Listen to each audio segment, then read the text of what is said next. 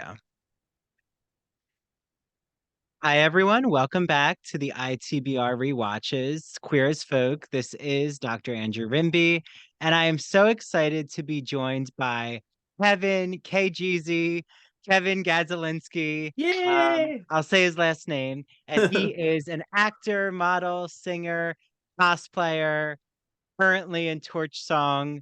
Um, in Wisconsin, Milwaukee. Yeah, So also has a charmed podcast called Words of the Witches. right. So Kevin, it's so nice for you to be my guest co-host for this episode 5 that we have. Yes, thank you for asking me to join you. Yeah, it's a whole new journey. Yeah, well, what's so funny is every time I say the episode number, I'm like, wouldn't it be funny if that's not the episode that the guest watches? I I feel like it's gonna know. happen one of these days. And you're like, well, okay. I'll be like, oh, episode 12? No, just kidding. But that's why it's always good that we go back and forth with each other. So Sure. I just wanted to ask you first, when did you know about Queer as Folk, the 2000 show? Oh, okay. So, when it came on in 2000, I was in seventh grade. So I'm a little bit older than you, but not like crazy older. So How I was in old are seventh you? grade. I Tell turned us. 36 at the end of the month. Okay. Yeah, you're a So little older. yeah, yeah, not crazy, but I got the Yeah. gray hairs. When I do have a beard, when I'm not shaved for to be play a drag queen, I have grays in my beard. So you're in 7th grade. Okay. Yes. So I remember it kind of being out, but it was not really on my radar, and I didn't have cable or Showtime or anything like that, so I didn't really watch it. I just kind of knew it was a thing. Um, and I think maybe like 8 years ago, close to 10 years ago, I started watching it, and then Mm. I never finished it. Oh, wow. Okay. So I don't know much about this show actually, but I know it's funny because we watched this episode. I'm like, I think I saw this episode before. So I know I watched a handful of them like close to 10 years ago, and then I stopped at one point and never finished. So I don't know where the last episode I watched was, but this one I know I've seen at least twice now. And I feel like you're Midwestern. So you were born and raised in Wisconsin, is that right? Yeah, Milwaukee my whole life. Yeah. Okay, so I feel like your Midwestern ethics kind of matches with this Pittsburgh vibe that starts to be built on in this episode. Like I've said before with other guests, I don't really understand the Pittsburgh connection, but this episode, for some reason, I really feel like the industrial queer culture comes to a head with Michael's storyline, and like the grocery store becomes Yeah. this really important character. So just to remind everyone, last episode, episode 4, was called Ted's Not Dead. And Ted was in a drug-induced coma. Justin's mother found out about her son's sexuality. Ted wakes up from the coma as Brian is fucking some nurse in the hospital room, as Brian does. So then episode 5 is called Now Approaching the Line. I guess we'll have to get into what the line is. And then it was premiered on January 7, 2001. And it was directed by Carrie Skogland and written by Jonathan Tollins. And our description, Kevin, is Michael's new chiropractor. Oh, sorry. No. It was written by Jason Schaefer. I was looking at the next episode, Oh, okay. getting ahead of myself. I was like, no, that's not, Jumping the that gun. didn't happen yet with the chiropractor boyfriend. Um, Michael fends off the romantic interest of a female coworker who doesn't know he's gay, Tracy, and instead dates a handsome chiropractor, while Brian is propositioned by a potentially lucrative client of his firm. Meanwhile, Justin struggles to repair his fractured relationship with his mother, Jennifer. So, um, I feel like right away we get into Brian with this Italian man in his bed, and he's like doesn't know who the guy is who he fell asleep with. And I'm just curious, like, do you think that that's a good trait to have like a one night stand and then they fall asleep in your bed and then you wake up and have no idea who they are? That's horrible. That's like, oh my god. I can't imagine. I'm like, hello. um like how drugged up were you? And it's Because such an intimate, but that's what I don't yeah. get is like in my opinion, like falling asleep with someone. I mean, I have a new boyfriend, new, but I've known him a long time, Yeah. 11 years, to be exact. But like when I fall asleep with him, it's so beautiful and there's something so romantic. But I really like before my boyfriend, I didn't enjoy spending the night with like a one night stand Right. or even a friend with benefits. It's just so intimate. And Mm-hmm. that's why I'm like, I guess Brian, like you said, he's either so drugged out or he just doesn't care. But Right. I would think in his psyche, he really wouldn't want that kind of intimacy with a guy. Right. Because I know, like, with you one night stands, it's typically like you can regret it, you can be ashamed of it, but to actually like forget who the person was or forget that you even had a person is very bizarre. Yeah, yeah. I mean, and then he gets interrupted by Lindsay and the baby. Um, but it is funny. Like, I do find it so interesting how once like Gus, his son, comes into the picture or Lindsay's there, he becomes very protective. Like he kicks that guy out right away. So like He's is like all about the Brian, baby too. He's like, yeah, why you play with my baby? Like, I know, right? sorry. So like the hookup guy is starting to make these goo goo gaga noises and is becoming really um a nurturer, and Brian Right. is really angry and despises the actions. It's yeah, you're right. It's almost as if Gus is his possession. Like instead of a Mm-hmm. baby, he's become territorial of the Yeah. baby. Don't be a better father than me. How dare you? Yeah, I know. And then he like grabs the baby and starts cuddling with it. Yeah. But do you think Brian, this is the thing, like in the beginning, I feel like this episode we really start to question Brian's intentions with everyone around him, Hmm. um like how ethical he is. Do you think like he actually is invested in his son? I mean, there's maybe there's like a connection that he's trying to deny a little bit, you know, there because there's definitely some kind of want to be there, but he doesn't want people to know that he wants to be there. So Mm, something like that. yeah. And um then we get thrown to Justin and his mom in therapy. Um which I thought was a really interesting scene. I actually liked it a lot. Like, what do you think of Jennifer? Like your first impressions, like, especially since you haven't seen the show in its entirety. What do Right. you think of how Justin's mom is reacting to finding out that he's gay? I mean, I think it is pretty typical of a lot of moms, especially like early on. Like times have changed a lot, but I think there are people that were raised a certain way, and there's moms that act maybe not the best way because they are afraid of how the dangers that could await their children. So there's Hmm. that. Um, yeah, I still think like she's like, how could you know you're only 18? I'm like, okay, well, if you're 18, you know things like that. It's like not Yeah. it's not like he's like 10.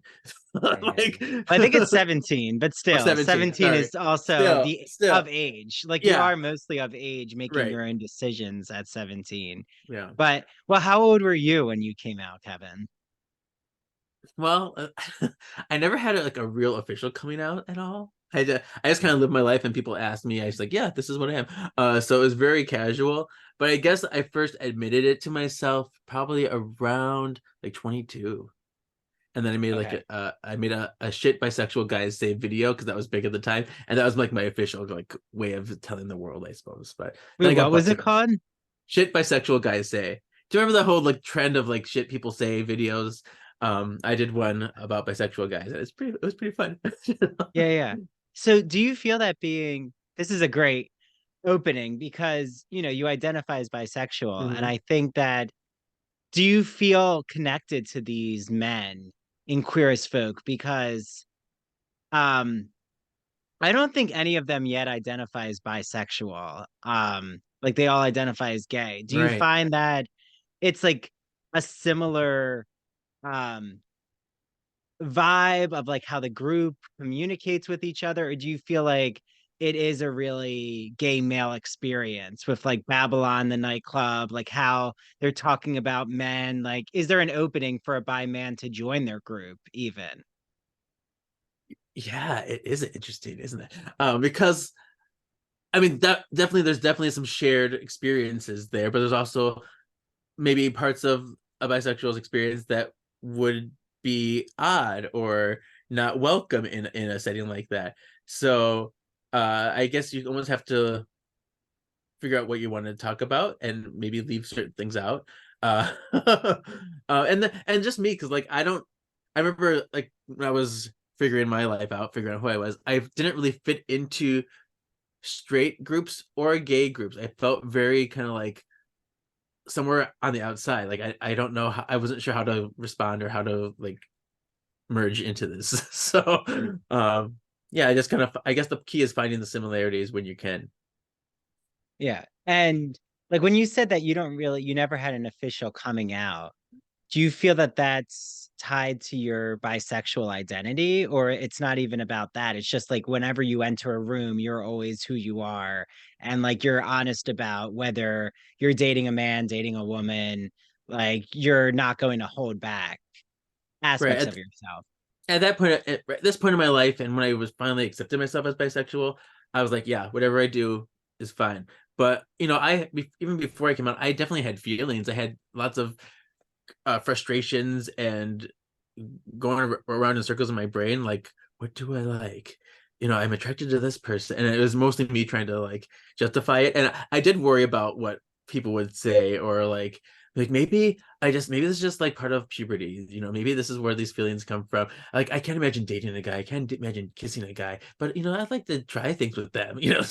So it was all like sorting those things. And then my dad also came out as gay when I was in high school, Oh, wow. Okay. and I was angered by that because it's like, well, now I can't even come out because now I'm gonna be linked to you. People are gonna relate me to you, and I'm like, I want to be my own person and stuff. So that was a whole other element that kind of threw a hammer and nail in there. So Oh, wow. No, I'll have to get into that because yeah, we have that closeted client that Brian is yeah, starting to um you know try to get under the company's thumb, and then he tries to seduce the client, and then all of yeah, this right, uh shit gets aired out when he's in the hotel room. So definitely, you know not that you have to okay, open up too much about your father, but I do think like that's an interesting lens. definitely. So okay. We're back in therapy, and then Justin, like you said, when you're 17, you do know who you are, but the mother is really, she Trying to knows, grasp it. Yeah, yeah, like she knows that her son is gay, but like is still trying to process it. But I never feel that she's homophobic. no, It's her yeah, confusion of like trying to see her son in a new identity and like try to support him, questioning what's going on, yeah, and it's coming very to innocent. terms. Yeah. Yeah, yeah. Um, so how about when Justin says that he loves sucking dick, and he like opens up about how much he enjoys having sex and blowjobs and all of this shock value. Like, Right. what is he doing to his mom here? I don't it did seem to come out of nowhere. I remember the therapist just like, well then, oh like yeah, I don't know. Maybe it's a form of rebellion, maybe it's just like this is what I am, get used to it. Reality check. Like there's no dancing around. Like, I don't know. Or maybe he's just kind of, he's got a new sexual awakening. He likes being a little slut now. It's fine.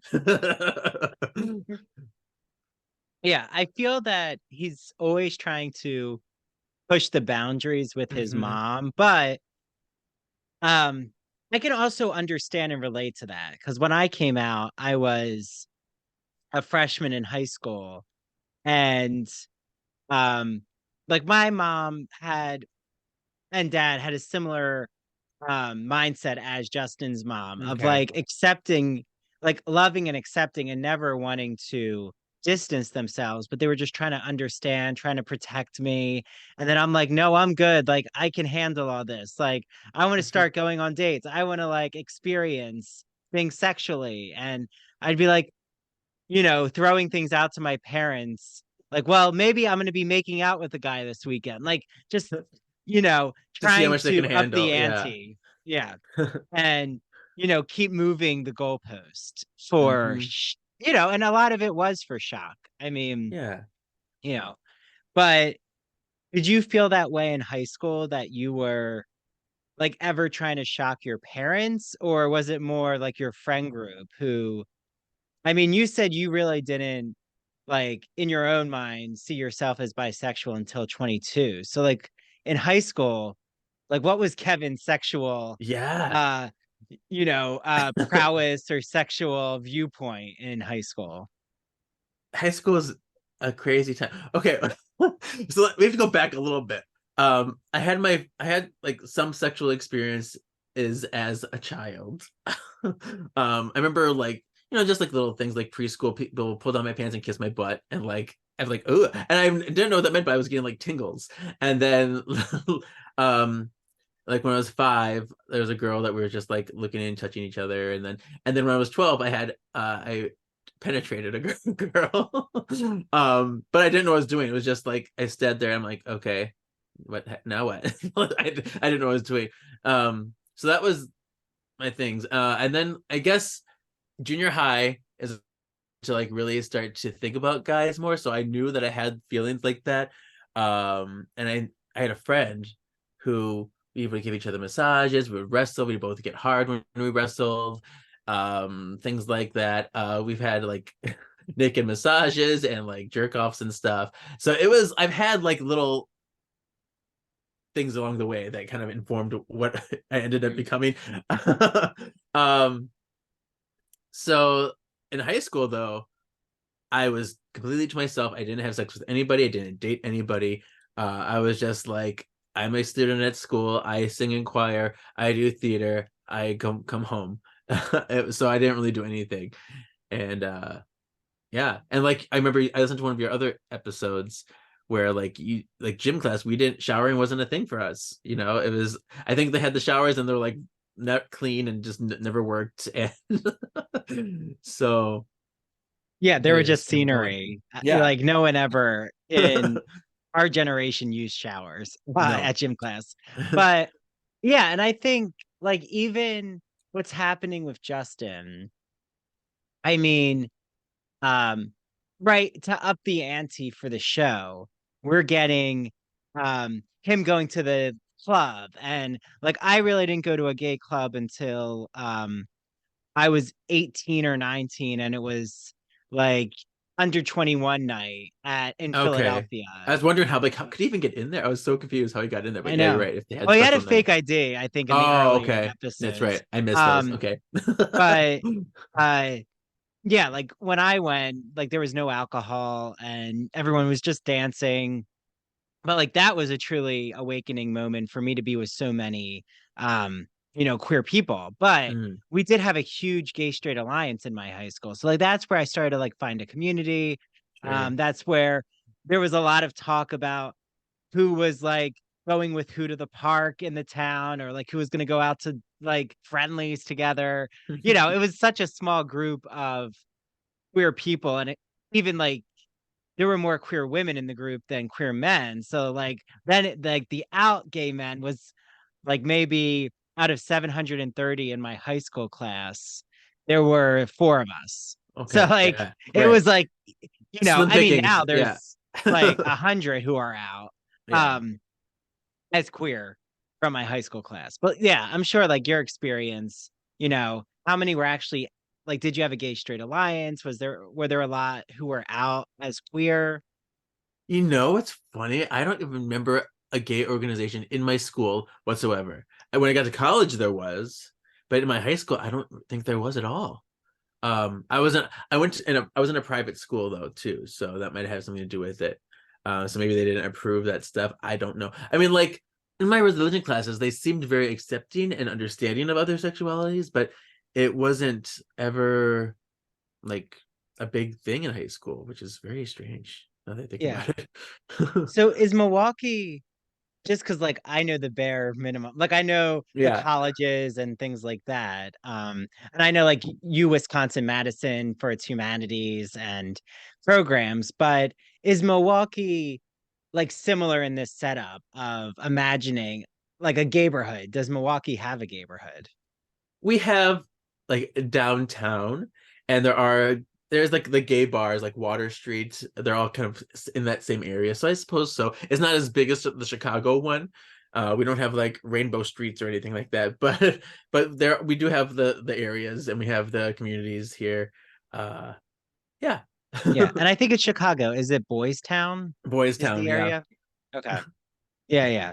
And I feel like that's probably similar to Philly. We have a neighborhood. I mean, now I'm on Long Island, so like New York City, we have a lot of options in all neighborhoods. But My mom's from Long Island. Yeah, oh, really? Oh, yeah, okay.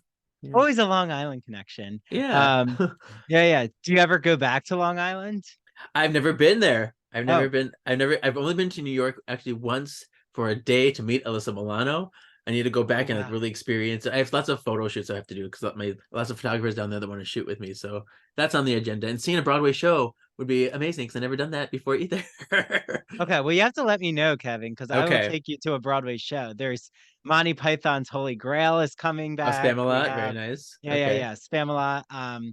We have The Wiz. I'm organizing a group to see Wicked in March. So, yeah, Okay. you need to come to New York City, and then I'll have to Yeah. go to Chicago. I've Yeah. never Yeah. been to Chicago. Oh wow. Okay, Okay. I know, Okay. I know. We'll I'm make a such a whole event. Northeast. I'm like a West Coast and an East Coast, and I've not done a lot in the middle. But Okay. okay. Yeah. So I will do it. I'll take one for the team. Okay. I'm sure it's very fun. I hear great things about Yeah. Chicago. But okay. So then we're brought into Brian's corporate world, where they are very accepting of him being gay. I mean, I always find that it's just so interesting how in his like PR position or marketing position, they all are Yeah. well aware that he's going to try to seduce like the men who He's are completely clients. unapologetic about it. He's like, I Yeah. own it. Like these bitches are gonna do nothing to me. That's so great. And that's what I love about Brian's energy is he's so Yeah. empowering. Like, Right. even though people like to put him down as not having feelings, I do think he is has a lot of emotional intelligence. Oh, Like definitely. he's very good at reading scenes around him. Hmm. Um, and I also love the actor, Gail Harold. But I think his acting is one of the best moments in the show. Um, and Justin. I like Randy Harrison. Okay. So he's like pitching to this client. He's like, "Oh, I can get these 18 to 34 um the male demographic for race car drivers or right? Was it something about Yeah, something like NASCAR? I that. was Like trying what? yeah, I'm like, okay, race car drivers in Altoona, Pennsylvania, At 18 or to 34, I'm like, I'm past that. How weird. I'm not in your demographic anymore. Like, thanks. I know. Well, remember, 31 is like my age is over the hill and you're Right. basically in the Sure. grave for them. Right. But okay, so what did you think of this whole way Brian is interpreting this client? Like he calls him a breeder to his friends. Like he sees him in this really almost backwards Right. machismo type culture of the rural countryside where he thinks this guy is from. So like, why is Brian setting the scene like this for us? I think he's just taking because based off his looks, he's taking his looks and demeanor and making the assumptions, which I get that. If I see somebody, everyone does it. They see someone, they try to figure out who they are based off the impressions, based on what they're noticing, which isn't always true. But it's also the vibe that maybe he wants to give off too within his this corporate world. So it makes sense. That's what he's picking up. Yeah. And like, do you feel that like you get read a certain way and people get surprised when they start to learn about who you are? Yeah, and it goes. It depends on my mood because different parts of me come out all the time. So sometimes people think I'm straight. Some people automatically think I'm gay all the time, and they don't know. And it depends on where they see me, depending on what situation they see me in, and the environment could also affect that too. Um, yeah, but I think I just shock people a lot when they learn I do certain things. Like, do you shock men more or women more? um, I guess I have more interactions with men. Most of the women I feel like the women are more intuitive actually. They pick it up a lot easier. Okay. Yeah. Well, Yeah, and I'm also assuming like you being in Torch Song, like in the theater world, queerness is just more, and with common. men too, Yeah, it's more like thought of that men in theater, there's more of a chance that you're sure. probably queer or gay or bi. I would say like gay is how like people like to read Yeah, men in theater. But especially again, musical theater. Yeah. yes. But then like when you have straight men in theater, which there's a lot of them, Hmm. it's almost shocking to people, almost like male hairdressers. Exactly. Yeah.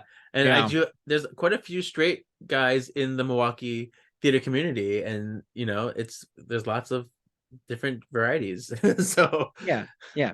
But I feel like they become so open to allyship or exactly. like Definitely. understanding queer culture. Like Yeah, they're in the if you're in know. theater, you're gonna have gay friends if you're in theater. It's just a given. Yeah. I mean, I say to all my straight guy friends, they should be so lucky to have gay men in their lives. Like they need the Hmm. gay men. We need each other to inform one another. Okay. So what I like is this next moment where Michael is in the store. I forgot the store's name, but he's the Yeah. manager of it. Um, and Tracy and Mike have this moment where Mike pretends that he's going to be Laser Man. And I thought this connected to you. I was like, this is a Kevin moment because Yeah. I forgot Michael is so obsessed with comic book characters that like he always creates these fantasies that he's one of the like Marvel Yeah. characters or he's a Right. superhero. So like because of all your cosplay, like did you relate to this comic book frenzy happening? Absolutely. Like it's the dorky, like nerdy, awkward person. And no matter your sexuality, if you're a nerd like this is I found it super sexy. I don't know. Because that's my kind of personality. Like it's super endearing. Like, yeah, let's go off of this. Let's tell me more about this laser man. Like Yeah. Well, and how did you get into, because for everyone out there, Kevin, your Instagram, can you say your handle right now? yeah, KGZ87. That's KJEEZY87. Yeah. Okay. And I see it's your Zoom name. So Yeah. how did you get into cosplay? Like what was the entry point for you? Um, Part of it started with because I liked acting and I did theater and I liked playing characters. But I wanted to do something more fanciful. So like in Spider-Man, the movies came out in the early 2000s. I was like, I could probably pull up a Spider-Man suit. And this is before everybody had Spider-Man suits. And I got one and I just walked around the Salvation Army and I felt super cool in it.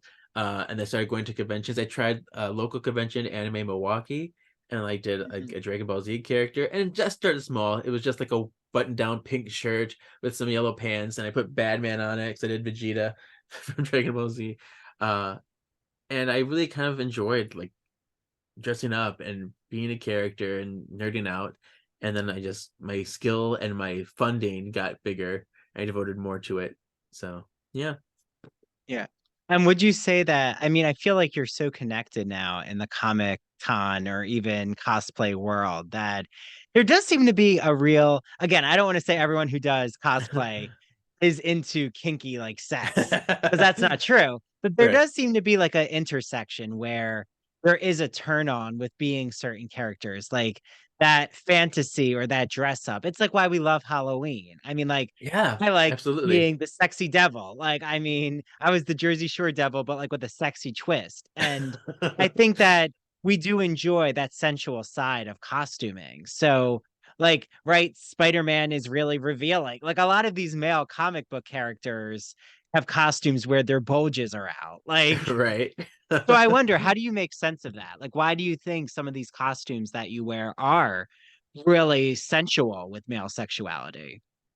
I think too, like a lot of these superheroes, I'm focusing on the superhero part of it, but any character in media too, a lot of them are very well built, and they have really revealing costumes just built into the shows and built into comic books themselves. And so having the opportunity to embody that, and like Mm.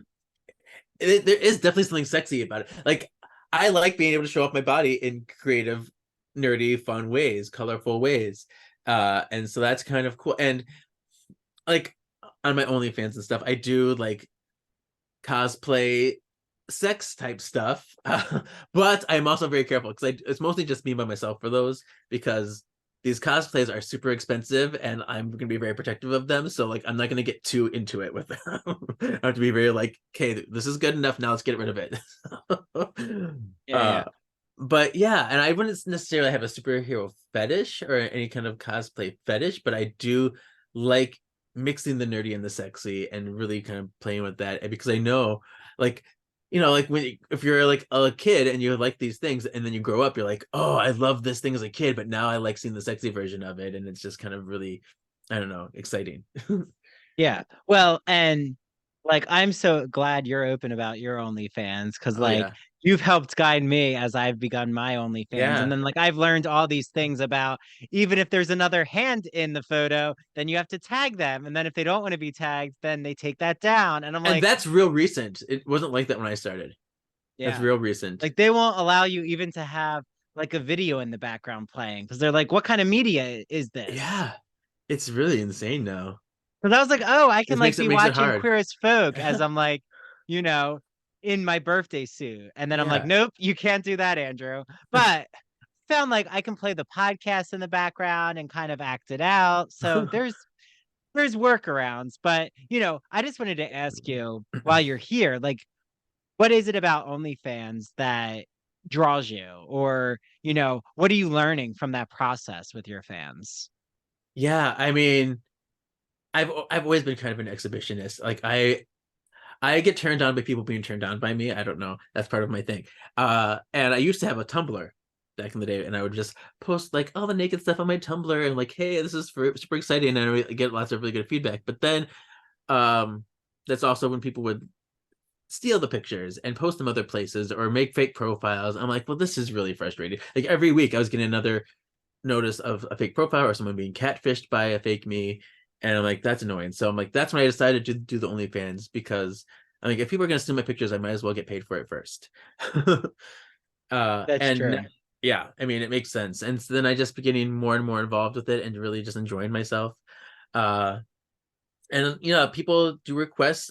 The thing is, I don't do OnlyFans full time. If I did, I'd have a lot more time to devote to it and fulfill everybody's requests. I have to kind of take them little by little. um, and so because I do my podcasting and I have a full-time job besides, it's really like hit and miss.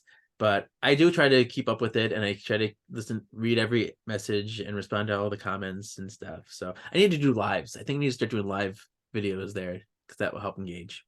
Yeah, yeah. I started doing lives, but I have to like build up towards that audience. But I don't know. Kevin, maybe eventually we'll have to collab on OnlyFans. You never know. Yeah. We could actually tag each other. Exactly. Yeah, we're official. We're not gonna get Yeah, whatever I'll share dinged. this out on a social media clip. Who wants to see Kevin and Dr. Andrew Rimby on an OnlyFans? Collab. Okay, Yeah. so I think I still do have my Robin costume. So if you have a See, Batman costume, you know, you we're know, in. yeah. Okay, so back to the show. Let's see. You never know what's going to come up here, but I thought that was a good Sure. opportunity since we have Michael's comic Yeah. fascination. Okay, so do you think Michael's being cruel here with Tracy, like playing up the flirtation? How do you weigh in on what Michael's doing to this employee? See, I didn't see it as much as a flirty thing, as more just like an awkward nerdy thing. Mm, Because it was his coping mechanism, because he kind of felt that she was flirting with him, and he's like, how do I adapt to this? How do I make light of this? Let me just, maybe I'll make this a joke fun thing. And that was more about what it was. And maybe she thought about it as flirty. Maybe she took it the wrong way because she was already in that mindset. But I think it was more just him just trying to figure out how to process it. Oh, that's a great point. Yeah, yeah. Because he is like he's not completely introverted, but like he definitely, like you said, has coping mechanisms. Yeah. Yeah. And his nerdy side is really on full display, even when Yeah. we get to his date. So Hmm. okay. Let's see. What was oh, I did find it interesting that we learned that Brian's parents didn't know that he's gay. Yeah. Um, like that kind of surprised me. So like I think it shows us about how close Brian is to his family, which is not at all, since we haven't seen any of his family. Right. But then it also kind of goes into like my situation where like I never came out. I never said, "Hey everybody, this is what I am." I just live my life, and if they ask, they ask. Because that's what happened with my mom. She just one day she's like, "What are you anyway?" And that's when I told her, I'm like, "Oh yeah, I guess I'm bisexual." She's like, "Oh, okay." And that because she's noticed that I brought girls home. She noticed that I was kind of having um guy things around. So she was very, just curious, and it was very casual. Yeah, yeah. So, So like now, do you have a very like free flowing conversation with your family, or you know, like only when they actually approach you about it? yeah, I mean, I don't I don't talk about it really directly with them. Even my dad, like, because my dad's gay, and it's so awkward to talk to him. I don't know if just this kind of relationship we have, but I don't want to talk to him about that kind of type of stuff. um, so yeah, it's mostly just me talking. I talk to friends very casually more than my family, I think. Yeah. So like how did you process, we'll just jump to it, which is you know, later in the episode, but we get Marvin, that client that Brian Yeah, is trying to please. When Brian finds out that Marvin is actually into guys, but then he also has a family, and um like in the hotel room, like Marvin is about to give Brian a blowjob, but then like there's a phone call that Marvin's daughter got injured, like her arm's broken, and Brian's like, "Well, you better go back to see your daughter." Like, and like yeah. calls the hotel and says like, "Get his bill ready." Like, so is that Brian? Did you see it as him punishing Marvin for like living another life, like having a closeted life? Or um, what was Yeah. your It interpretation of that whole scene? it was all very different. Like it could be interpreted in so many different ways. I I see part of me feels like it's this parental thing too. Is like your kid needs you. She was asking for you. This is very rude to just like brush it off and not care about your daughter. I don't know if it's more uh getting back at the closeted part, but more about getting back at the fact that he's brushing off his family when they need him the most. Um Hmm. and that maybe it's that hidden parental vibe that he's getting with his kid, and he wants to encourage that with other people. And he even does that with Justin. Like, even though he's so Yeah, annoyed that right. Justin bursts in when he's about to hook up with this guy, um, like He's when the still all guy about says, him. "Well, Yeah, the guy's like, who is this kid?" Like, get lost, he says to Justin. And then, like, you're right. Once Brian sees that someone is being bullied or like put down, he like throws yeah. out that person who is disrespectful. It gets into Mama And Bird, yeah, mode. yeah. And he's so protective of Justin. Yeah, Like, even though you yeah, can tell he really doesn't want to start dating Justin, he's like, knows that he needs to take him under his wing. yeah. This is a baby gay in need of guidance. Yeah. Do you think though, Brian? I mean, it definitely the breadcrumbs are there for us, but do you think Brian at this point really wants to start like having a long-term connection to Justin? I don't know about. I don't know. I think he's more about in the production mode. It's like this is the moment. I don't know if he wants to like stay involved or stay friendly with him, but in this moment, he knows that it's a very pivotal point in his life. He's just in this moment with his mom, and he's trying to find out where he fits in this gay world. And yeah, it's kind of in this moment in time, I think. Yeah. Well, and then at that same time, we have Melanie and Lindsay, which I love their relationship. which sadly will not be utopic for long. Just Oh. spoiler alert, everyone. Things are going to get really rough with them. But I do like, though, when they talk about that they have an alternative family with like two mommies, but like Melanie is so annoyed that Brian keeps inserting himself, but then Lindsay reminds her that no, he is the biological father, so he should have a place in our relationship with Gus. So like there's a lot of tension between all of like the three of them. But do you think that this is a really ahead of the curve, like in 2001, that we actually have like two moms with a son being shown in a television series? Yeah, that is pretty groundbreaking at that time. I think it's great. I mean, but that's why it's on Showtime, right? This is like not the mainstream. This is like the specialty people. So I guess they have Yeah. that kind of buffer. But yeah, it's still very exciting and it's great to see. Yeah, and I think that Kevin, does this give you any shed any light on if you want to become a father eventually? Oh my gosh, I don't Oh, I'm know. going for all the questions. I have no filter. It's funny because when I was younger, when I was a kid, I had my whole like things like, oh, by the time I'm 30, I'm gonna be a father. It's gonna be great. And now at the point with like, I don't know if I could. Like, I know I'd be a very loving and a compassionate father, but I don't know if I could be a disciplinarian, and that's what scares me. I feel like my children would run amok, and I would not know how to control them. So, and then like based on my lifestyle, I do a lot of traveling, I do a lot of things. It would be very hard for me to have a kid in like envisioning a kid right now. But I do get asked all the time if I'm a dad. I'm like, oh, I have a nephew. So we'll Yeah. see. Yeah. Well, and I feel like for me, having a child is all about like first having a husband that I really see Yeah, that having a child is going to really sure. um like I don't want to say increase the connection, but like allow for us to bring someone else into this world and raise a family together. So I It's a I new shared first need a experience together, right? yeah, but like I need a solid husband before I have a child. Like I can't Yeah, just have a child by myself. Like no, that's um awful. way too That sounds great. difficult. Yeah, it sounds very hard. Yeah, and very expensive. Yes. So, okay. Um I think that we're going to jump to the chiropractor. So what do you think about Michael and his moaning and verbal outbursts in his first chiropractor exam? Like, was this on the verge of starting as an X video, like a gay porn film with the chiropractor on top of him? Or is this like actually true to reality? A little bit of both, I think. I mean, I never had a chiropractor, but I definitely need one. I have so much tension in my shoulders. I have a lot of cracks in my lower back.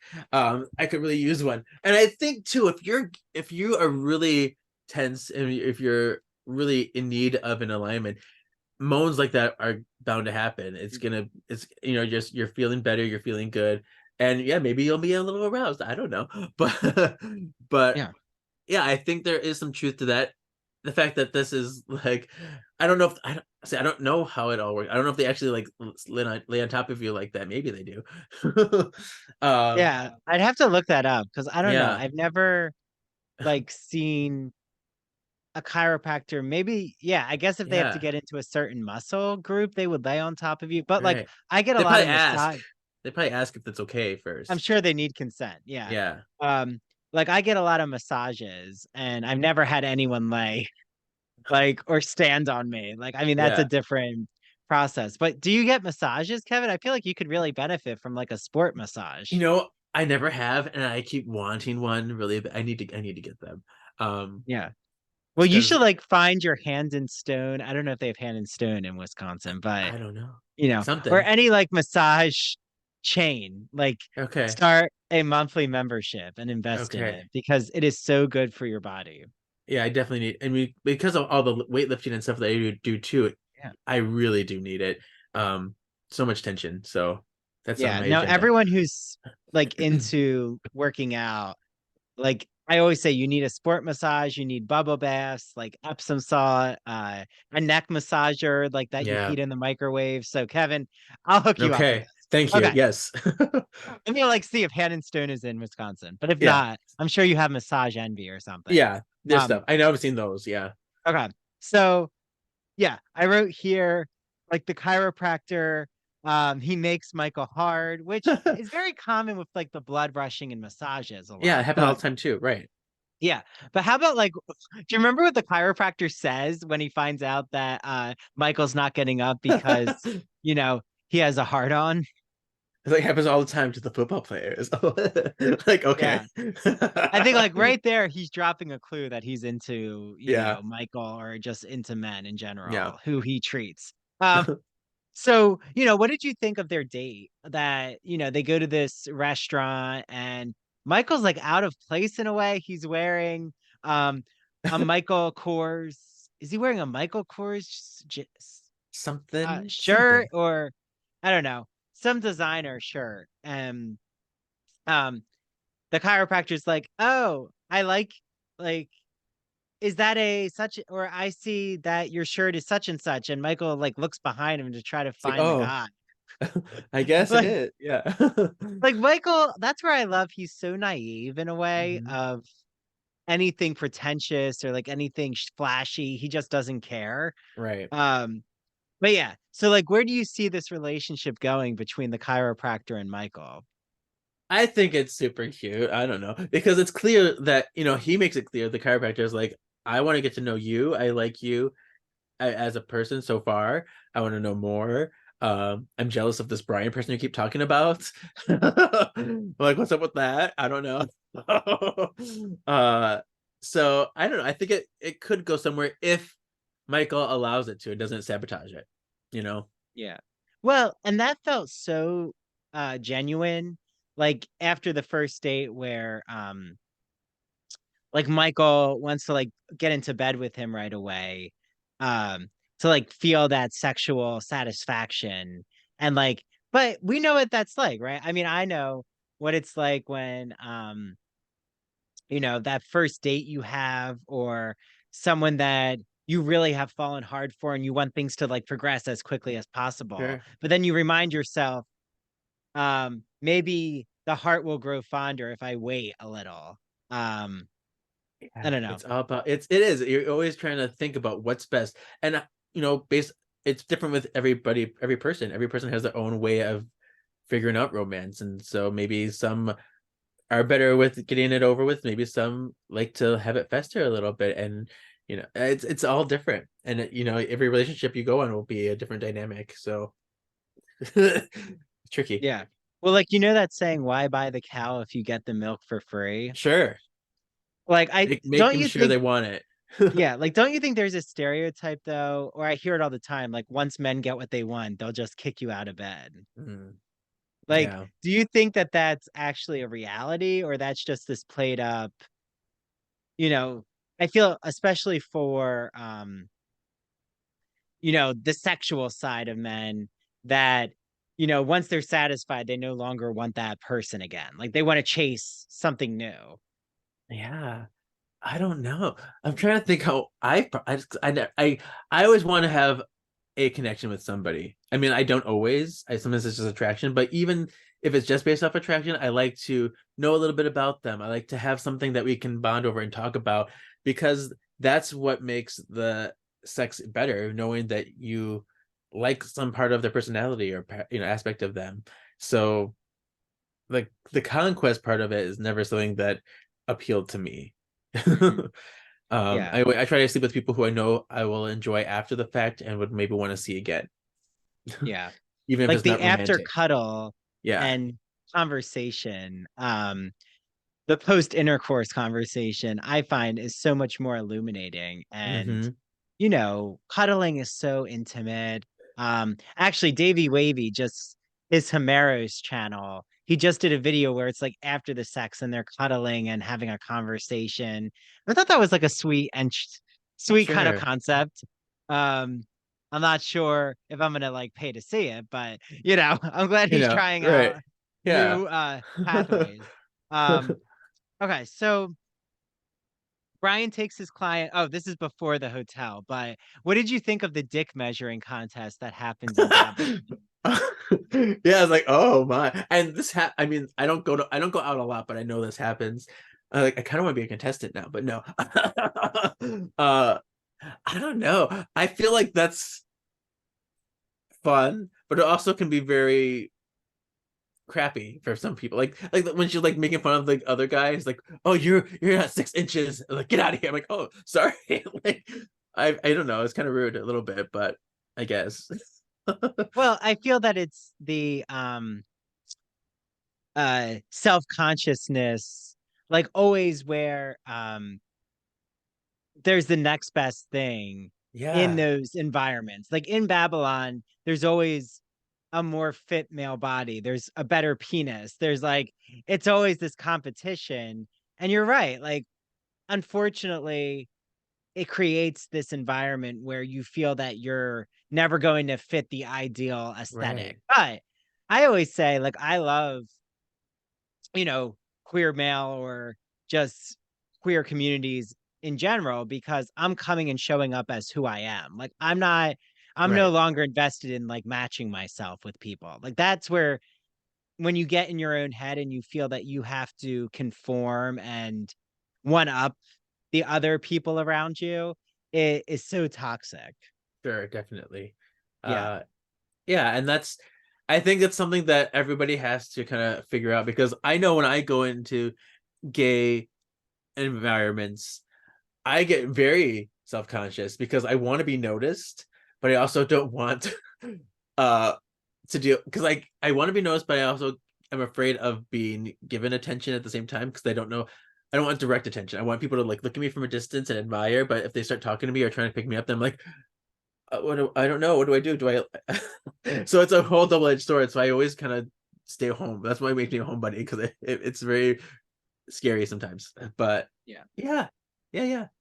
Yeah. But that's why I'd say it's always nice to compliment like when you're in a community um like with queer men, it's good to compliment each other because I Hmm. think that competition is so ingrained in our It is. culture that it can be really hard to grow a large group of men like male friends because you think that there's always going to be some kind of put down or like you're not going to be good enough in certain scenarios or there's always In going to be like the option for someone to hook up with one of your friends and it gets Yeah, really messy, messy. but like just giving each other compliments and creating a safe Bringing each other community. up, you know, Yeah. and embracing everybody's strength. And it makes me wonder because you hear that happens a lot with women, like always same kind of stuff, always trying to be in competition or put each other down, and they have to try to train themselves to get out of that too.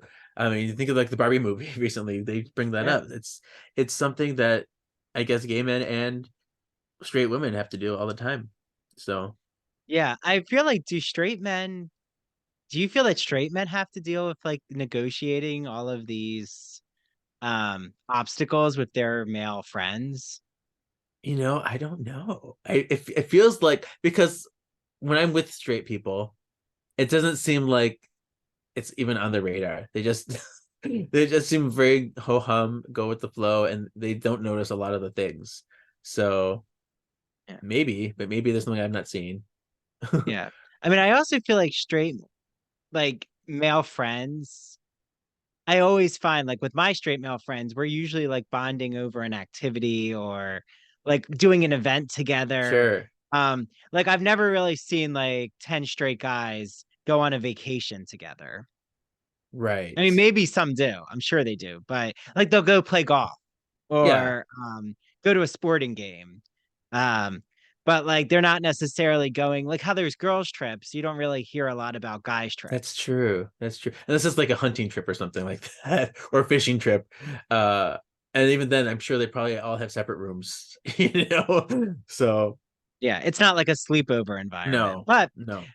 maybe we should bring the straight male sleepover Right. and Let's hear. parties. I want to It's hear like that. a I want to new hear from a straight guy and see if they've ever done that or would want that. You know. I know. Well, I'm gonna have one of my straight guy friends on the show soon, so I will Okay. ask him all Okay. these like male friendship questions. I love to like treat I like to treat my straight male guys as if they're in a zoo.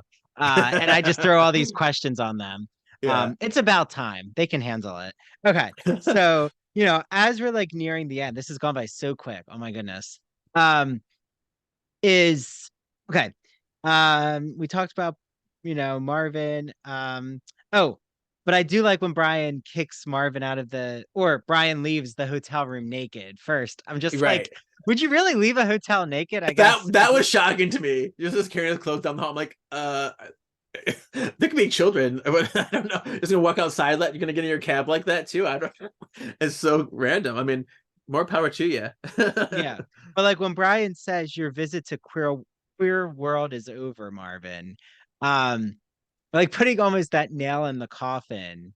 Um, I mean, I do think he is trying to wake Marvin up. Like you said, he wants Marvin to be a good father, Mm-hmm. but I also think he wants Marvin to decide Sure. about um like, is it good that he's actually like, can he sleep with the thought of knowing that he's living another, a double life Sure. in a way. Right. But it's interesting because remember Michael says something about living a double life. Oh. I think, is it Michael? Oh, yeah, Tracy. No. Tracy Oh, accuses Michael right. of saying like, "Oh, do you have a double life?" But she's being very funny and Mm-hmm. coquettish and playful about it. But I always love that the episodes, like, there's always these mirroring themes Sure. happening. Um, like even with Justin's mom, like you're also getting Justin's mom needs to find community by going to see Debbie at the restaurant. And I Right. thought that was a really nice scene when Debbie's like, no, sit down. I'll find you a tea. And then she Yeah. like goes through and finds a condom in the tea. And Like, how'd that get in Jennifer's there? just like, huh? Like you can see just Jennifer is not used to any of these Mm-hmm. eccentricities. She's very like J. By the Crew book. buttoned up. Yeah. Yes. Yeah. Um, I do like Jennifer though. I And do too. the moms. Yeah, I like Mm-hmm. the moms. Okay.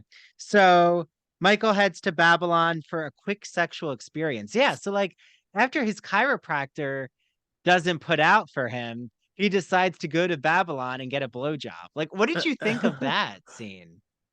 I don't know. It is a little shocked to I mean, you know, it seemed a little out of character for him, honestly. But Yeah.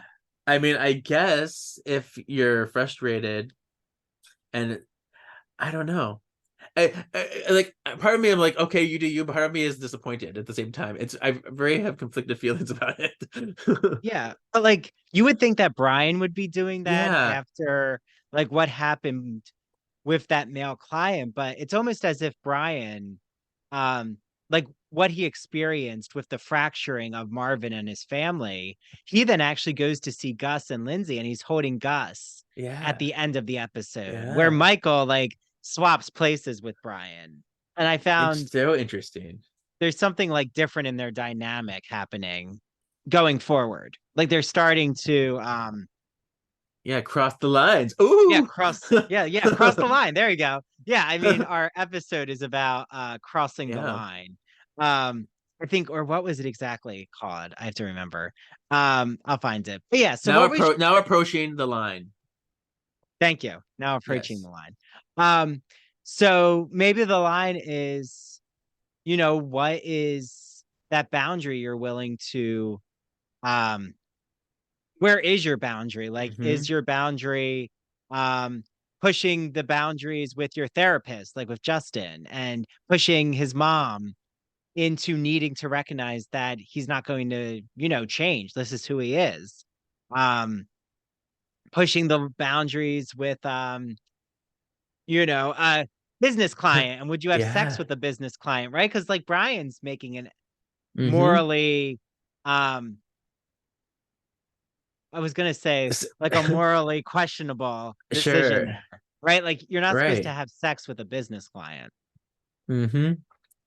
Yeah. But It's just like, yeah. I was like, are you gonna yeah, you're gonna go to the line, and at what point do you actually cross the line? Do you turn back? Do you like kind of play with the idea, Do you do a little like touch across the line but don't actually go over yourself? It's very yeah. fascinating. Well, and I think that Michael's really right. He is going to go back on a date, it seems, with this chiropractor, but he decides that he's now needs that sexual experience. But he's not even really invested in the guy who's down on his knees in front of him at Babylon. So, Hmm. what's is Michael is he nervous about the vulnerability of starting to date, right? And that's such a real feeling. I mean, Yeah. um, I haven't dated for so long because that vulnerability, like I wasn't in control of my heart, right? Like once you start dating, there's always that like there's always a possibility things don't work out, but like that's what you do when you take a chance on love. But sometimes that's why people want to be in an open relationship, or that's why they want to be single or have friends with benefits. I mean, Yeah. there's all of these options. It's just What makes them the nothing most is ever, comfortable? Yeah. yeah. But right, like Kevin, nothing is ever secure. No. It doesn't Yeah. matter what pathway you choose. Yeah. Life will always throw you curveballs, and people's emotions and feelings are always super nuanced, and their actions will be nuanced. So it's hard to really predict. Yeah. So what did this episode teach you? Do you feel like there's anything you took away from this, like into your own life? Oh my gosh. Uh Like don't walk down hotel hallways naked. That's just a good lesson. I mean, as much as I want to, yeah, that's probably not wise. I don't want the cops being called.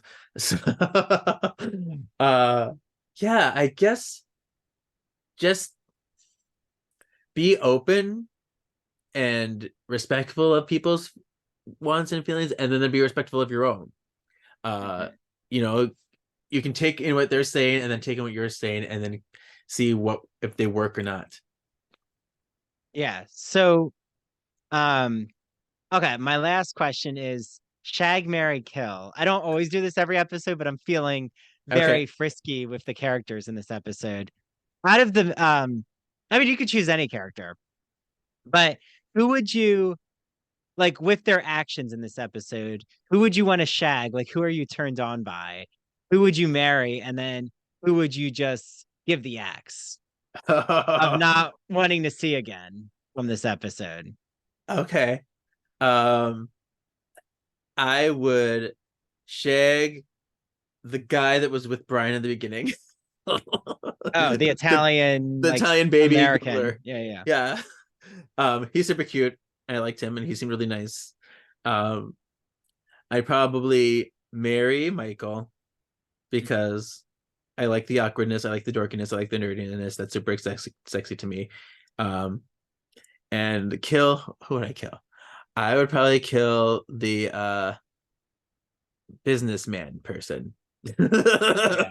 Yeah, no, he annoyed me. Yeah, But like that's what I like about the show though. Even though like a character really grates your nerves, I also understood why he was doing what he's sure. doing, even though I don't agree with it. Like, right? We can open up Grinder and you're gonna see closeted married All men over, all everywhere. over. Yeah.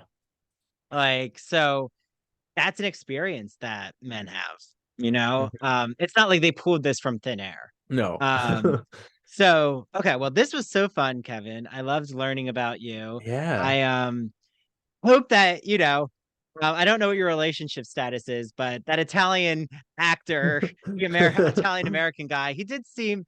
I liked his nurturing side, and then Yeah. how he quickly butched it up when Brian gave him the look. Right. He's like, "Oh, I'm I'm like, not supposed to have emotion. Sorry." sorry. I'm like, he's so cute to me. I love him. Yeah. So I can't wait to talk with you again. You'll have to come back Oh, again. definitely. Yeah, this is Like so fun. I want to hear about more of your projects. So Yeah. where, like I said, you've given your handle, but again, where can everyone follow you? Like, is there anything we should be looking out for? Your podcast, all of that. Yeah. So you can follow my personal Instagram. And that's the one I mentioned earlier, the KGZ87. That's where I post all my modeling pictures, sometimes singing videos, everything that I do. It's a montage of everything I do in my life. And then my podcast, I have two. There's Words of the Witches, covering the Charmed novels and comics and all the published material in the Charmed universe. And then I have Solving for X, where we're covering it's like a recap series of all of the X-Men animated shows. Oh, wow. Okay. I So love it's really it. fun. Yeah. And it's very super queer in both of those. It's great. Oh, So good. yeah. Well, I want everyone to follow KGZ87. It's Yeah. in my show notes. Can't wait to have you back on. Like, we'll bring you back hopefully later in Queer as Folk. Like, let's see Sure. what's going on in this series. And I might have to like start upping my Charmed knowledge because we do have a recent episode about Scream and Rose McGowan. I like Okay. am Okay. obsessed with Rose McGowan. Yes. Um, and I hope that the charmed women can eventually all be in the same place. But it seems like, Alyssa Milano and the women are at odds. Yeah. And it's mostly Rose, but I feel like Rose has kind of infiltrated the others, so they're all kind of like, I don't know. It's a thing. Yeah. I mean, a lot of it I think has to do with Rose McGowan opening up during Me Too, and then like Alyssa Milano's husband, I think, is in PR in Hollywood, and like Rose thinks The that agent, he's CAA, part and of the complicity of what happened with Harvey Weinstein. So like, yeah, it's a lot. It's a mess. it's a lot, but like, Yeah. it's not the same scale. Like, I think Yeah. this is more of a Right. dramatic scale than Kim Cattrall and Sarah Jessica Parker. But Sure. um, I think SJP and Kim Cattrall could come back together easily, but Mm-hmm. there's always room for rehabilitation. Sure. So, That's true. That's true. you know, I think that it's a good sign that Rose McGowan is, like I've seen, she's always present when it's any type of um Comic-Con, a Scream showing, like any project she's been a part of, she always is there for the fans. Hmm. So And the that's thing is, good. like, all of them, I admire all of them. They're all fighting for something. They're all really admirable in their own right. It's the fact they don't get along, nothing to do with me, but I do. I respect them all individually. So Yeah. And sometimes you just don't get along with the people you worked with. hmm. And that's Yeah. normal. Not Right. everyone is going to be best friends. I always say Right. that. Like, talk Exactly. about approaching the line. Everyone, I feel, always needs boundaries in workplace dynamics because not everyone, if you think everyone's going to be your friend, you're going to be set up for Sure. failure. And Hmm. yeah, we need to protect ourselves. So I Exactly. don't know which character I'd be from this episode. Maybe I'm like more Brian. I don't know. I feel like I keep like connecting to Brian as the episode. Well, Justin is like having these tantrums, but I can also relate to why he's feeling this way because this is so new for him. But like Justin is acting out. yeah. I gotta admit Uh, this. Now that I'm thinking about it, I always thought Justin was the guy from O Town, was Ashley from O Town for the longest time. oh my god. Wait, what's O Town? O Town was that band from like Making the Band. They sang Liquid Dreams and Cause I Want It All or Nothing at All. That song. And It there's sounds like like an NSYNC song. yeah, it does, but it Is it was a like the different same time period? same time period, Oh, early okay. 2000s boy band. Okay. Um, and there's like a blonde kid named Ashley that looked just like this Justin person. So I'm like, I No, thought they were the Justin same looks like person. he looks like he could be in NSYNC. Like he is a boy band image. Yeah, I'm gonna send you a picture of. Oh my God, look, it's Ashley Park. Google Ashley Parker Angel right now and tell me what you think, because Okay, that's what okay. I. Okay, I'm gonna do it. I'm gonna do it. Yeah, So, this is a good, we'll call this the cliff notes of yeah, our, or not cliff notes. This is like the PS of a letter or yeah. an email. Okay, let me see. Ashley Parker Angel. Oh, he's still very handsome. Okay. Yes, He's 42. Oh, okay, I see. Yes. it He gives me looks the same. exactly like Justin. Like Yeah, when so I thought Justin they're the grows his same. hair. Oh Yeah, my God. You know what? He kind of like has that Zac Efron, yeah. like High School Musical look. Mm-hmm. That's another like I feel like I have to do an episode about High School Musical because that was such a formative like time period in my middle school to high school years. Like See, that that came out. movie. Yeah, that came out when I was Yeah. a senior in high school, and I remember it being on. I remember kind of liking it, but being like angry that I liked it. But it Yeah. was, I was. I imagine if I was much younger, it would have been more effective on me. So Yeah. I mean, I do love my favorite songs are the Ashley Tisdale and yeah, like bop her bop bop brother character, bop to the Bop to top. the Top. Yeah, Yeah. They had like the best songs. Like I wasn't really interested in Troy and Gabriella. I'm like, No, okay, snooze fest. Like, exactly. Yeah, the brother sister dynamic, that was me. That was me too. I was feeling it a lot. yeah, Yeah. yeah. Okay, well, everyone follow KJEEZY87. I will talk with you again, Kevin. All And right. this was so fun. And bye to everyone out there. Until next Bye. time.